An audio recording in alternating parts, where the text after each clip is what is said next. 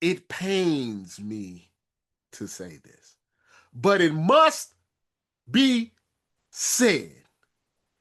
I wish there was a alternate universe where Caitlin Clark and Angel Reese never crossed paths in that national championship game.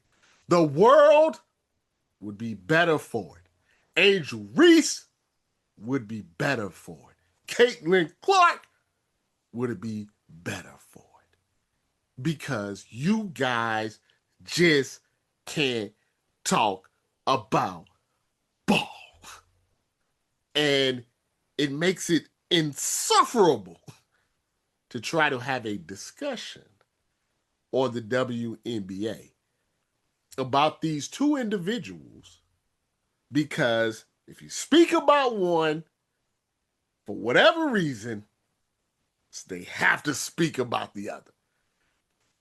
The intertwinedness of it all is very frustrating.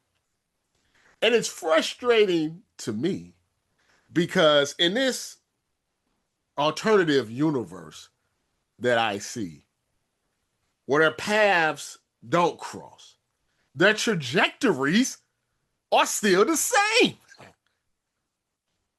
It's not like the paths needed to cross for them to be who they are. There are times in life that does happen. This is not one of those times.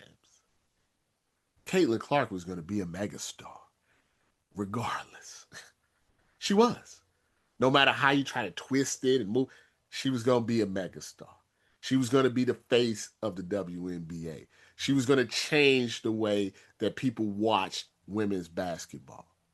And anybody that watched her previously to this interaction with Angel Reese knew this and knows this. You know it to be true. Her trajectory was going to be exactly the same.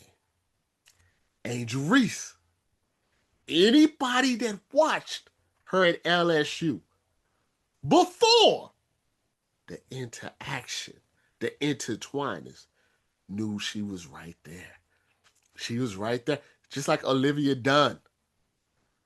She already had the marketing. She had the social media following. The Bayou Barbie. She had all of that good stuff. She had everything that you needed to be a star off the court in this social media world. That was not going to change. The podcast, the Met Gala, the commercials, all of that wasn't going to change. That trajectory was still there because when you have it, doesn't matter. Don't need anybody else. You got it. She has it. The only thing that this interconnectedness has brought is hate, anger, racism, just ugliness. It's exposed terrible, biased WNBA reporters who aren't ready for the big time.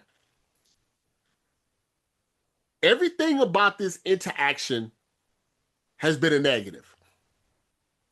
If this interaction never happens, when we speak about Caitlin Clark, we just talk about ball.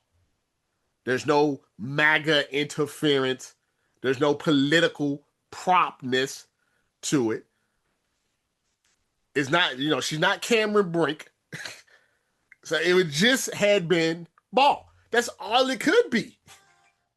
If there was not this interconnection, Angel Reese, they just would have praised her for her rebounding and her Dennis Rodman, Draymond Green style play.